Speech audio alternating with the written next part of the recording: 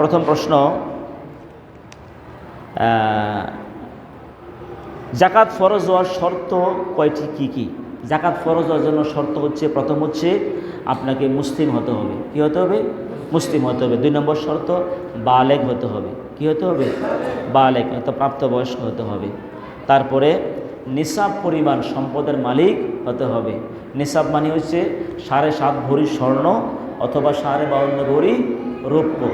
তো এখন যেহেতু 52.5 ভরি স্বর্ণের দাম তো অনেক বেশি, আর 52.5 ভরি 7.5 ভরি স্বর্ণের দাম বেশি, আর 52.5 ভরি রৌপ্যের দাম হয়তো সর্বোচ্চ 1,10,000 টাকা, 1 লক্ষ টাকা, বুঝাইছি? সুতরাং যার কাছে এই 1 লক্ষ টাকা বা 1,10,000 টাকা থাকবে উদ্বৃত্ত খরচের পরে, এটাই নেশাব, তাকে জাকাত দিতে হবে। এরপরে এটা 3 নম্বর শর্ত। 4 নম্বর শর্ত হচ্ছে যে ঋণ মুক্ত হতে হবে, অর্থাৎ ঋণ এমন পরিমাণ হওয়া যাবে না ওনার যে পরিমাণ সম্পদ আছে ঋণ আরও বেশি, তাহলে তার উপর জাকাত কী হবে না? ফরজ হবে না। 4 নম্বর শর্ত হচ্ছে লা হাউলানা হাউল, অর্থাৎ জাকাত ফরজ হবে না 1 বৎসর হতে হবে মালটা। কয় বৎসর? 1 বৎসর। এই কটা শর্ত হইল? 5টি শর্ত থাকলে জাকাত দিতে হবে আপনাকে। 1 বছর বলতে প্রথমবার জাকাত দেওয়ার জন্য 1 বছর লাগবে।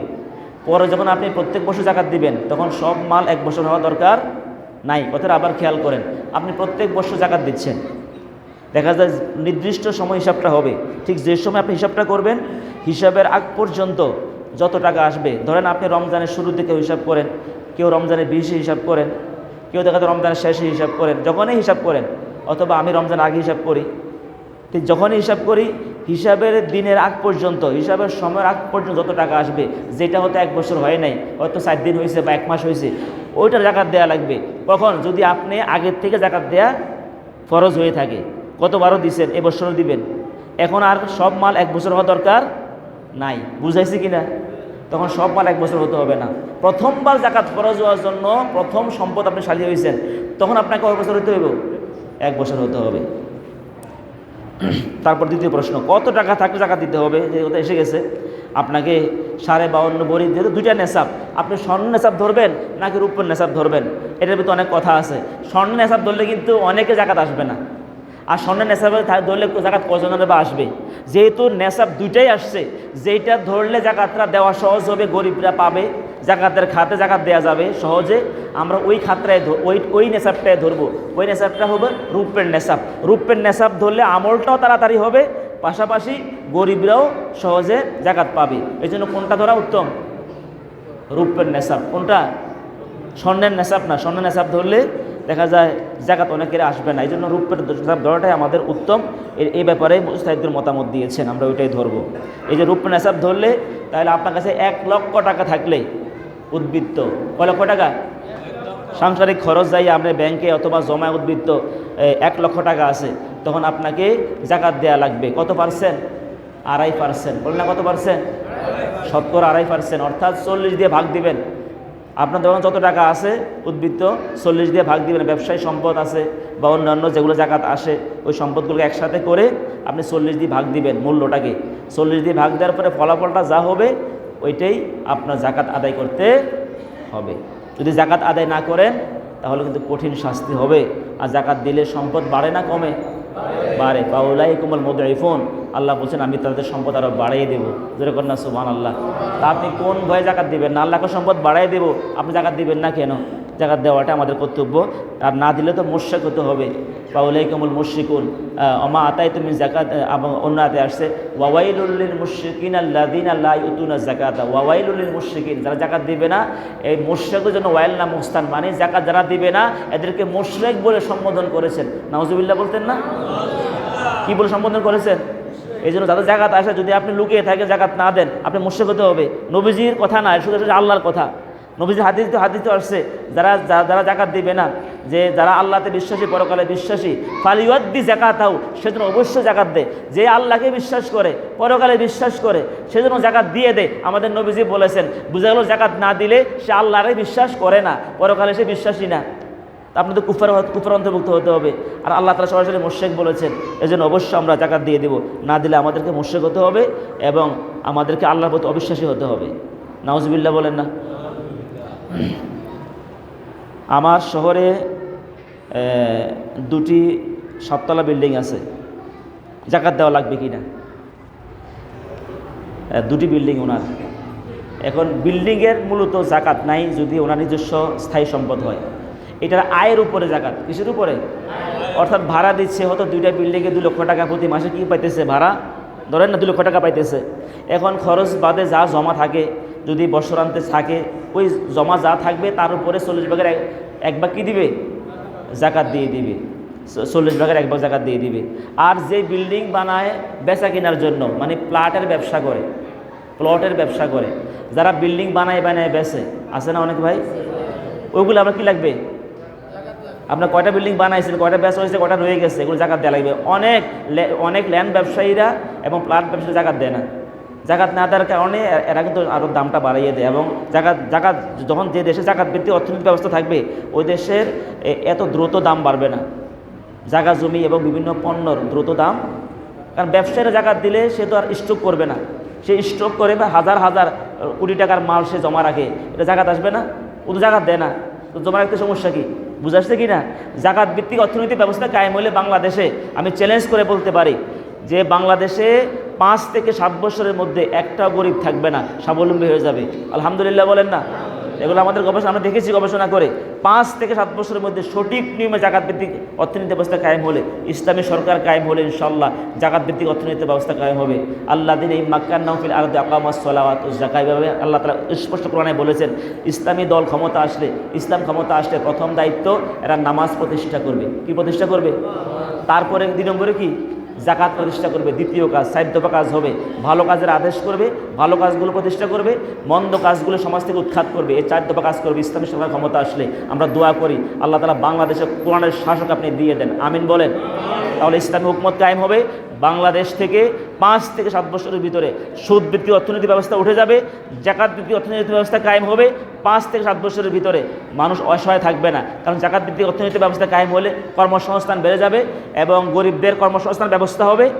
ইনশাআল্লাহ এদেশে গরিব থাকবে না। সেই বরকতটা দিবেন কে? জাকাতের বদৌলতে, ইনশাআল্লাহ বলেন না? তাইলে যারা জায়গা জমির ব্যবসা করে, যাদের জায়গা জমি আছে, আপনার 10 কানি জায়গা আছে, এগুলোর কি নাই? জাকাত নাই। আপনি মনে করেন লাকসামে অথবা কুমিল্লা, ঢাকাতে আপনার অনেক জায়গা জমি আছে, অনেক মূল্যবান জায়গা, এগুলোর কি নাই? জাকাত নাই। এগুলো আপনার স্থায়ী সম্পত্তি। কিন্তু আপনি যদি জায়গা জমির ব্যবসা করেন, কিনেন বেচেন, তাহলে কি লাগবে? জাকাত দেওয়া লাগবে। তখন কিন্তু এভাবে বিশাল সম্পদ আটকিয়ে রাখবে না, আর জাকাত দেয় না তো, এই জন্য হাজার হাজার একর সম্পদ আটকিয়ে রাখে। এরা সিন্ডিকেট করে দ্রব্যমূল্য আটকিয়ে রাখে, কারণ ব্যবসায়ীরা জাকাত দেয় না তো অনেকে, এই জন্য তারা হাজার হাজার কোটি টাকা সম্পদ আটকিয়ে রেখে দামটা বাড়িয়ে দেয়, ঠিক কি না? জাকাত ভিত্তিক অর্থ ব্যবস্থা কায়েম হলে একটা ভারসাম্য দেশের মধ্যে আসবে, সিন্ডিকেট থাকবে না। আলহামদুলিল্লাহ বলেন না? এই জন্য সব কিছুর মূল হচ্ছে ইসলামী সরকার, ইসলামী গভর্নমেন্ট।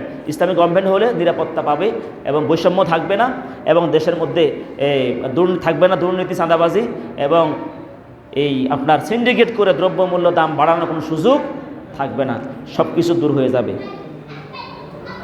সুতরাং জায়গা জমি যারা ব্যবসা করে, ওই স্থাবর সম্পদে জাকাত নাই যদি ব্যবসা না করে। এমনি জায়গা জমি আছে, আপনার কোনো কারণে বেচতে পারেন। আপনার একটা জায়গা আছে, হয়তো আপনি ফেসে পড়ে গেছেন, বেচতে পারেন না, হ্যাঁ, এটা ভিন্ন হিসাব। কিন্তু বেচা কেনার উদ্দেশ্যে যেটা করা হয়, ল্যান্ড ব্যবসা, ওইটা জাকাত লাগবে। ফসলি জমির জাকাত, ফসলে যে ফসলটা হবে জমিনের মধ্যে, ওই ফসলের জাকাত হচ্ছে মা সাকাতুস সামা, আকাশের পানি দিয়ে যদি জমিনটা হয় তাহলে ওসর 10 ভাগের 1 ভাগ। আর যদি পানি শেষ করে ডিপ মেশিনের মাধ্যমে পানি নিজেরা ব্যবস্থা করে, নেসফে ওসর 20 ভাগের 1 ভাগ। এই জন্য যারা ধান করেন, গম করেন, বিভিন্ন ফল আদি চাষাবাদ করেন, আপনাদেরকে যদি আকাশের পানি দ্বারা এই ফলগুলো হয় বা এই জমিনের চাষাবাদগুলো হয়, 10 ভাগের 1 ভাগ কী দিবেন? জাকাত দিয়ে দিবেন, এটাকে ওসর বলা হয়। আর যদি নিজেরা পানি ব্যবস্থা করেন, ওটাতে কত? 20 ভাগের 1 ভাগ, নেসফে ওসর। একজন মহিলা 2 ভরি স্বর্ণ আছে, 70,000 টাকা তার কাছে আছে, জাকাত দেওয়া লাগবে কি? স্বর্ণ হইতে হবে কয় ভরি? 7.5 ভরি। বলেন না, কয় ভরি? 7.5 ভরি স্বর্ণ, মানে 7.5 তোলা। আরই স্বর্ণ তার জাকাত দেওয়া লাগবে। কিন্তু মহিলা 7.5 তোলা নাই, উনি আছে কয় তোলা? 2 তোলা, অর্থাৎ 2 ভরি স্বর্ণ আছে। তো 2 ভরি স্বর্ণ জাকাত নাই, কিন্তু পাশে কত আছে? 70,000 টাকা, যেটা 1 বছর হয়ে গেছে। তখন কি লাগবে? ওই টাকা আর স্বর্ণ মূল্য ধইরা, স্বর্ণটা ধরেন না বেচতে গেলে কত মূল্য হবে, নতুন কিনতে গেলে যে এই দাম, আপনি এখন বেচতে গেলে এই এক দাম না, ওই বেচাটাই ধরবেন, বেচা দামটাই ধরবেন, ধরে কত টাকা আসছে 40 দিয়ে ভাগ দিয়া যা আসে তা জাকাত দিয়ে দিবেন। 1 লক্ষ টাকা 2 বছর হয়েছে জাকাত দেয় নাই, এখন আবার 1 লক্ষ টাকা হাতে আসছে, এখন জাকাত দিতে চাই। আপনি যে 2 বছর জাকাত দেন না আগে, ওই 2 বছরের জাকাত তো আপনাকে দেওয়া লাগবে। এখন যে 1 লক্ষ টাকা আসছে, এই 1 লক্ষ টাকার এখন যদি এটা 1 বছর নাও হয় জাকাত দেওয়া লাগবে, যেহেতু আপনি আগে থেকেই জাকাত দেওয়ার উপযুক্ত। বুঝাচ্ছে কি না? এই জন্য অতীতে যা জাকাত দেন নাই ওইটাও দেওয়া লাগবে, আর এখন যা 1 লক্ষ আসছে ওইটাও দেওয়া লাগবে। স্বামী স্ত্রী জাকাত দিয়ে দিলে আদায় হবে কি? হ্যাঁ, স্বামী যদি স্ত্রীর জাকাত দিয়ে দেয় আদায় হয়ে যাবে। স্ত্রীকে বলতে হবে, কারণ স্ত্রীর ইনকাম নাই, স্ত্রীর স্বর্ণ আছে বা একটা ডিপিএস আছে বা মোহরের টাকা আছে, এখন ওনার তো নগদ কি নাই, ইনকাম নাই। স্বামী চিন্তা করলে তো তারপর জাকাত আদায় করতে হবে। এখন স্বামী স্ত্রীকে বলে দিতে হবে, তোমার জাকাত তুমি দেওয়া লাগবে না, আমি এটা ব্যবস্থা করতেছি, আমি দিয়ে দিচ্ছি, বাস আদায় হয়ে যাবে, সমস্যা নাই। প্রভিডেন্ট ফান্ডে জাকাত দেওয়া লাগবে কি না? প্রভিডেন্ট ফান্ড হচ্ছে যে, ভাই আপনারা বেশি কষ্ট নেই কেন, একটু কি বলবো কি না ভাই? চান্সে আপনাকে সময় দিলে বলতে পারি। আচ্ছা, একটু বলে দিই কেমন, আবার সুযোগ তো হবে না, একটু বলে দিই কেমন জাকাতের মাসাগুলো কম সময়ের ভিতরে। প্রভিডেন্ট ফান্ডে জাকাত দেওয়া লাগবে কি না? প্রভিডেন্ট ফান্ড যেই ফান্ডটা, প্রভিডেন্ট ফান্ড হচ্ছে চাকরির এগেনিস্টে একটা প্রভিডেন্ট ফান্ড থাকে। যেমন আমাদেরও আছে, আমাদের প্রভিডেন্ট ফান্ড 2 রকম। একটা আছে সরকারি প্রভিডেন্ট ফান্ড, আমরা এমপিভুক্ত জব করি, এই জন্য সরকার প্রত্যেক মাসে একটা অংশ কেটে নেয়। আমার এখানে ইচ্ছা নাই, সরকার ইচ্ছা মতো তার অংশ কেটে নেয় এবং আমি ভাঙতেও পারবো না। যে প্রভিডেন্ট ফান্ড নিজের কোনো হাত নাই, ওই প্রভিডেন্ট ফান্ড হয়তো কোম্পানির চাকরি হোক সরকারি চাকরি হোক, অর্থাৎ যিনি চাকরি শেষ হওয়ার পরে উনি পাবে, বেশি দিতে পারবে না, কমও দিতে পারবে না, ভাঙতেও পারবে না। যদি এমন প্রভিডেন্ট ফান্ড হয়, আমাদেরটা এমন, এই প্রভিডেন্ট ফান্ডের কি লাগবে না? জাকাত দেয়া লাগবে না। বুঝাচ্ছে কি না? আর যেই প্রভিডেন্ট ফান্ড নিজে ইচ্ছা করে বেশি রাখা যায়, ভাঙা যায়, ওই প্রভিডেন্ট ফান্ডের কি লাগবে? যে প্রভিডেন্ট ফান্ডের নিজের কর্তৃত্ব আছে ওটা জাকাত লাগবে। বুঝাচ্ছে কি না? যারা চাকরিজীবী আছেন এই প্রশ্ন আপনাদের বেশি প্রয়োজন। একজন আত্মীয়কে 1 লক্ষ টাকা হাওলাত দিয়েছি, এখন জাকাতটা কে দিবে? যিনি হাওলাত দিয়েছেন তিনি দিবেন, আর যিনি নিছেন এটা তিনি মালিক না। আপনার সময় অনুযায়ী বা আপনি চাইলে ফেরত দিয়ে দিবে। যিনি কর্জে আসে না, এটা সওয়াবের কাজ, আপনি সওয়াব পাইবেন, কিন্তু জাকাতটা কে দিতে হবে? আপনাকে দেওয়া। আপনি যাকে হাওলাত দিয়েছেন বা কর্জে আস্তানা দিয়েছেন উনি দিবে না, দিবেন কে? আপনি নিজে দেওয়া লাগবে, এটার জাকাত। এরপরে প্রশ্ন আসছে, 10 লক্ষ টাকা অ্যাডভান্স দিয়ে দোকান নিয়েছি, এখানে জাকাত কে দিবে? এখানে যিনি অ্যাডভান্সটা নিয়েছেন যিনি অ্যাডভান্স নিয়েছে দোকানটা দিছেন, আর একজনে অ্যাডভান্স দিয়ে দোকান নিছেন। যিনি দোকানটা নিছেন অ্যাডভান্স দিয়ে তিনি দিবেন। 10 লক্ষ টাকা যিনি দিয়েছেন তিনি দিবেন, যিনি নিয়েছেন তিনি তো ঋণী, কারণ দোকান ফেরত দিলে আবার 10 লক্ষ টাকা ওনাকে ফেরত দিতে হবে। যিনি অ্যাডভান্সটা দিয়েছেন, অ্যাডভান্স যিনি করেছেন তিনি দিতে হবে। যার দোকান সে দিবে না, কারণ তাকে দোকান ফেরত দিলে আপনাকে আবার অ্যাডভান্স ফেরত দিয়ে দিবে, এই জন্য আপনাকে দিতে হবে। শেয়ার বাজারে জাকাত দিতে হবে কি না? অনেকে হাতে শেয়ার ব্যবসা করেন, তবে শেয়ার ব্যবসার ব্যাপারে আমার কিছু কথা আছে, ওইদিকে আমি যাচ্ছি না এখন। শেয়ার ব্যবসাটা কতটুকু হালাল হচ্ছে না হচ্ছে, কারণ শেয়ার বাজারে যারা পরিচালনা করে এরা মানুষকে ধোঁকা দিতে পারে, ঠিক কি না? দেখেন না অতীতে শেয়ার বাজার কেলেঙ্কারি, এরা ইচ্ছাকৃতভাবে শেয়ার বাজারটা মায়ের দিয়া জনগণকে ফতুর বানিয়ে দিছে, ঠিক কি না? অনেক শেয়ার ব্যবসায়ী আত্মহত্যা করছে। তাহলে বুঝে গেল যে শেয়ার ব্যবসার মধ্যে যদি ডিপ্লোমেসি করতে পারে তাহলে তো এটা ব্যবসা না, এটা চুরি না ডাকাতি, তো এখানে তো যাওয়া ঠিক না, ঠিক কি না?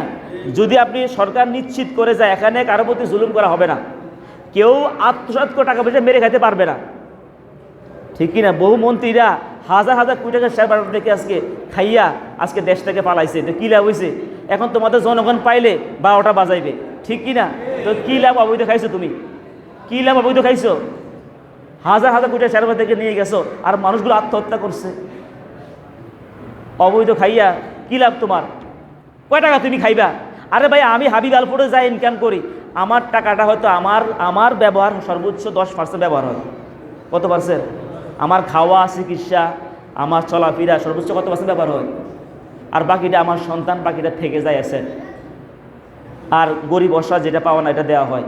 তা আমি যা ইনকাম করি তাও তো আমি খেতে পারবো না, আর তোমরা এত বড় বড় পদে ছিলা, এমনি কত হাজার কোটি টাকার মালিক, আরও দেশ থেকে মানুষ থেকে কেউ আত্মসাৎ করে খেয়েছো, কী লাভ? এখন মানুষ কোথায় গেল তোমাদের? আল্লাহ এই সমস্ত দুঃশাসন থেকে আমাদেরকে হেফাজত করেন, আমিন কর। যারা শেয়ার বাজার, যদি আমি বলতেছি কথা এই জন্য আসছে, শেয়ার বাজার যদি সরকার নিশ্চিত করে, আবার খেয়াল করেন, যদি শেয়ার বাজারে সরকার নিশ্চিত করে, এখানে দুর্নীতি হবে না, ডিপ্লোমেসি হবে না, কেউ আত্মসাৎ করতে পারবে না, যদি হালাল নিশ্চয়তা করতে পারে, ধোকামি হবে না, তাহলে হয়তো জায়েজ হবে। আর এখন মাসালা যেটা আসছে, শেয়ার বাজারের জাকাত কিভাবে দিবে, শেয়ার বাজারের বর্তমান রেট যেটা, ওইটা টাকা দেওয়া লাগবে। ধরেন আপনি শেয়ার কিনছেন 10,000 টাকা দিয়ে শেয়ার কিনছেন, এখন শেয়ারের মূল্য 15,000 টাকা, তাহলে আপনি 15,000 টাকা মূল্যে কি দিতে হবে? টাকা দিতে হবে। এখন শেয়ার কিনছেন 10,000 টাকা দিয়ে, এখন শেয়ার হয়ে গেছে 7,000 টাকা, কমে গেছে না? এখন কত দিবেন? 7 দিবেন। আপনাকে 10,000 টাকার মূল্যে জাকাত দেয়া লাগবে না। বুঝাচ্ছি কি না ভাই? তাহলে শেয়ার বাজারে জাকাত হবে বর্তমান মূল্য যেটা, এটা শেয়ার বাজারে জাকাত দিবেন। স্বর্ণরূপ্য দিয়ে দাঁত বাঁধানো হলে জাকাত দেওয়া লাগবে কিনা? হ্যাঁ, অনেকে আছে, পুরুষ তো স্বর্ণ দিয়ে দাঁত বাঁধানো হারাম, এবং পুরুষ স্বর্ণ ব্যবহার করা কি হারাম। পুরুষেরা ব্যবহার করতে পারবে সর্বোচ্চ আপনার রূপ্য, কি পারবে? রূপ্য পারবে, স্বর্ণ ব্যবহার করতে পারবে না। যদি কোনো পুরুষ স্বর্ণ ব্যবহার করে এটা গুনাহ হবে, আর পুরুষ রূপ্য ব্যবহার করতে পারবে। এখন কেউ যদি কোনো নারী স্বর্ণ দিয়ে দাঁত বাঁধাইলো এবং রূপ্য দিয়ে কেউ দাঁত বাঁধাইলো, এটার জাকাত কিভাবে দিবে? এটা জাকাত দিতে হবে যদি এটা খোলা যায়, যদি দাঁতটা খোলা যায়, খুলে পরিষ্কার করা যায়, খোলা যায়, তাহলে কি দিতে হবে? জাকাত দেওয়া লাগবে। আর যদি এটা খোলা যায়, এমনভাবে ফিটিং করছে এটা খোলার কোনো ব্যবস্থা নাই, তাহলে কি লাগবে না? জাকাত দেওয়া লাগবে না। আর অল্প সংক্ষেপ করে দিচ্ছি। আব্বা আম্মা দাদা দাদিকে জাকাত দেওয়া যাবে কি না? আব্বা আম্মা দাদা দাদিকে জাকাত দেওয়া যাবে না, এদেরকে এমনি খাওয়াইতে হবে। আব্বা আম্মা দাদা দাদি নানা নানি ওনাদেরকে জাকাত দেওয়া যাবে না, আপনি ওনাদের খাওয়াতে হবে, এদেরকে জাকাত দেওয়া নিষেধ। আর ভাই বোন মামা মামি, হ্যাঁ এদেরকে, যারা ভাই বোন মামা মামি আসল ফরা, অর্থাৎ ছেলে মেয়েকে দেওয়া যাবে না, আব্বা আম্মাকে দেওয়া। আব্বা আম্মা দাদা দাদি ছেলে মেয়ে নায়নাতকুর এদেরকে জাকাত দেওয়া যাবে না। আপনি হয়তো অন্য কারো থেকে আন দিতে পারবেন, কিন্তু আপনি জাকাত দেওয়া যাবে না, আপনি নিজে খাওয়াতে হবে। বুঝাচ্ছে কি না? এ হলো জাকাতের। এরপরে ভাই বোনদেরকে, আপনদেরকে জাকাত দিবেন। ভাই বোনদেরকে জাকাত দেওয়ার ক্ষেত্রে উল্লেখ করবেন না, এমনি দিয়ে দিবেন যে তুমি এটা করো, এটা কাজ করো, ঘরটা বাঁধো। জাকাত উল্লেখ করলে সে কষ্ট পাবে অথবা সে লজ্জিত হবে, এই জন্য এটা বলা যাবে না। এরপরে ইসলামী আন্দোলন একামতের দিনের জন্য জাকাত দেওয়া যাবে। হ্যাঁ, এই খাতে দেওয়া উচিত, ইসলামী আন্দোলনের জন্য জাকাত বেশি দেওয়া উচিত, কারণ হাদিস জাকাতের যে 8টি খাত আছে এর মধ্যে অফিস সাবিলিল্লাহ আছে, এবং এই খাতে বেশি দেওয়া আমাদের কর্তব্য। মসজিদ মাদ্রাসা নির্মাণে জাকাত দেওয়া যাবে কি না? না, মসজিদ মাদ্রাসা নির্মাণে জাকাত দেওয়া যাবে না। মসজিদ মাদ্রাসা যদি মাদ্রাসাতে গোলাবান থাকে, গরিব থাকে, ওই গরিবদেরকে দেওয়া যাবে, গরিব ছাত্রদের লেখাপড়া খরচ দেওয়া যাবে, কিন্তু জাকাতের টাকা দিয়ে মাদ্রাসার বিল্ডিং এবং মসজিদ নির্মাণ করা যাবে না, এটা যাওয়া যাবে না। জাকাতের টাকা দিয়ে রাস্তার পাশে টিউবওয়েল দেওয়া যাবে না, রাস্তার পাশে টিউবওয়েল তো এটা সবাই পানি খাবে। আর যদি কোনো গরিবকে আপনি দেন, গরিব টিউবওয়েল বসাইছে অসুবিধা নাই, কিন্তু আপনি নিজে জাকাতের টাকা দিয়ে টিউবওয়েল বসাইতে অর্থাৎ জনহিত কোনো কাজ করতে পারবেন না। লুঙ্গি কাপড় দিয়ে জাকাত দিয়ে যাবে কি না? না, লুঙ্গি কাপড় দিবেন কেন? তাদের লুঙ্গি কাপড় নাও প্রয়োজন হতে পারে, আপনি টাকা দিয়ে জাকাত দিবেন, অথবা তার কি চাহিদা, ওই চাহিদা অনুযায়ী তাকে জাকাত দিয়ে দিবেন, তার কি লাগবে। এরপরে আরও অনেক আর একটা দুইটা মাসালা, যে 10 টাকা 20 টাকা এরকম জাকাত দেওয়া যাবে কিনা? হ্যাঁ, জাকাত দিলে আদায় হবে। 10 টাকা 20 টাকা না দিয়া যেভাবে জাকাত দিলে একটা গরিব ছেলে অটো চালায়, তারা একটা অটো কিনা দেন, তাহলে সে অটোটা কিনলে কি হবে? তা আপনি জাকাতের টাকা দিয়ে দুজনে মিলে অটো কিনে দিয়েছেন, তাহলে বলবেন যে প্রতিদিন 500 টাকা জমা রাখবা, বাকিটা তুমি খরচ করবা। দেখবেন যে সেই ছেলেটা 2 বছর পরে আরেকটা অটোর মালিক হবে, 3 বছর পরে আরেকটা অটোর মালিক হবে, দেখবেন 4-5 বছর পরে সে নিজে জাকাত দিতে পারবে। জোরে কন্যা সুবহানাল্লাহ। আল্লাহ তাআলা ওই ঘটনামূলকভাবে আমাদেরকে জাকাত দেওয়ার তৌফিক দান করুক, আমিন বলি। জি, আমরা সুন্নত পড়ি।